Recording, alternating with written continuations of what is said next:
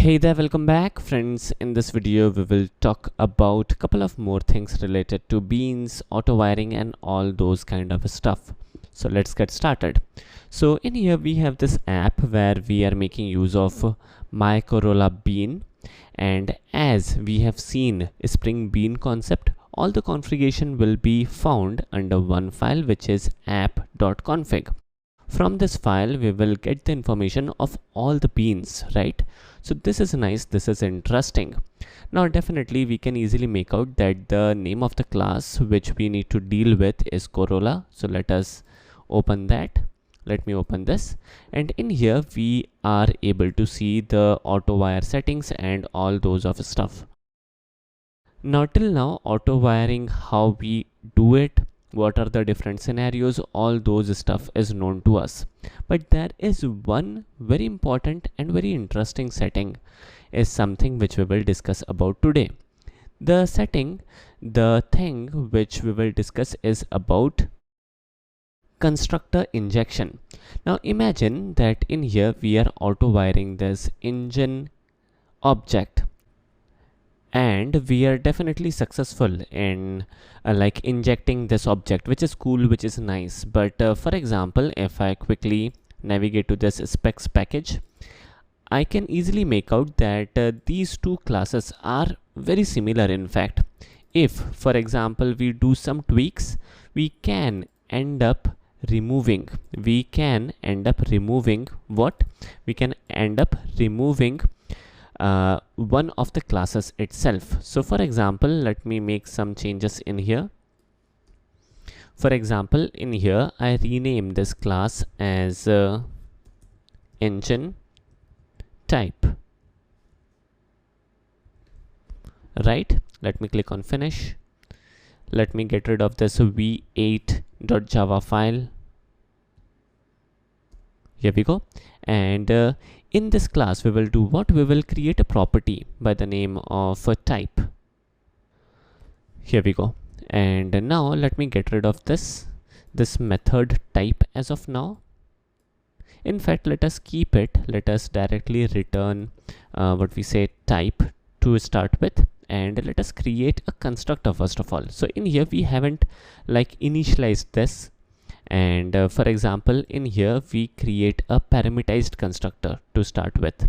So in here it would be like generate constructor using fields, and it would be like we will give the value of the type as we receive, and we will also create a yet another constructor, a default constructor. So it would be like source generate constructor using field, and in here we will say type equals unknown.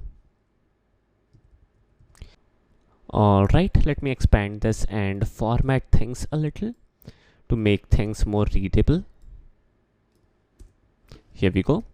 Alright, so this looks good. Now friends, we have a ability to set the value of the type using the parameterized constructor whenever we need, else we will go with the default value.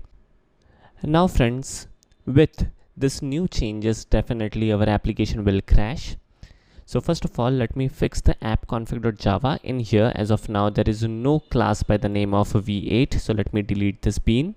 And now we won't need this v6 bean, rather we will be creating a new bean by the name of engine type, for example. So in here let me fix that.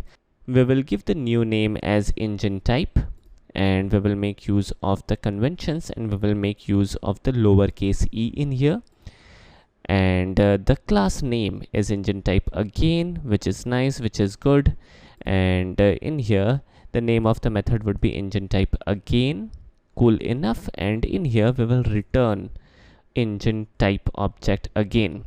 Let me import the required package as well. Here we go. So now things are looking good. Let me get rid of the improper imports as well. So let me fix things a little. Alright, this looks good. Alright, now moving forward, let us check our app. In here we are making use of My Corolla Bean, and this is based on what? let me quickly show you the configuration. It is based on the Corolla class. Let me show you the Corolla class.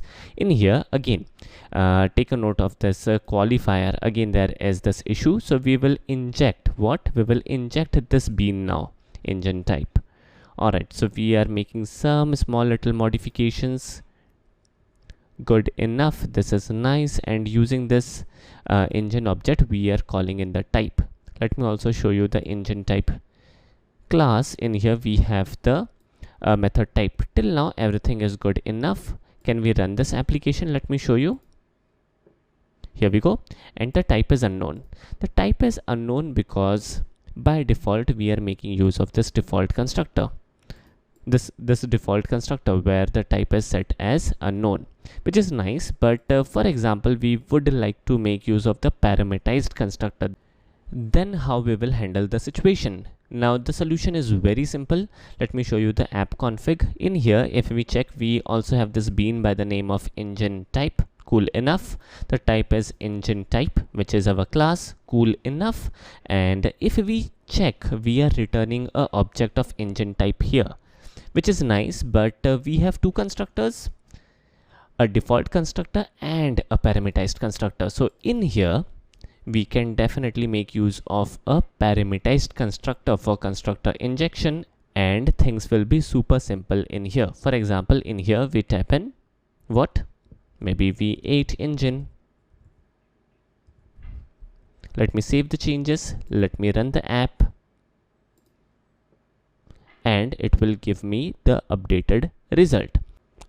Cool stuff. So this is so damn simple how easily we are able to make use of any constructor here. And this is again an advantage of simplifying stuff using bean annotation. By making use of bean annotation, configuration and overall architecture of the application will be further simplified. I understand that the overall configuration is still complicated, and that is the way it is. But when you will grow old with Spring, things will be simple for you and you would be able to understand stuff quite easily. Alright, so having said this is all about today's video. I hope you guys enjoyed this video. Thanks for watching. Have a nice day and take care.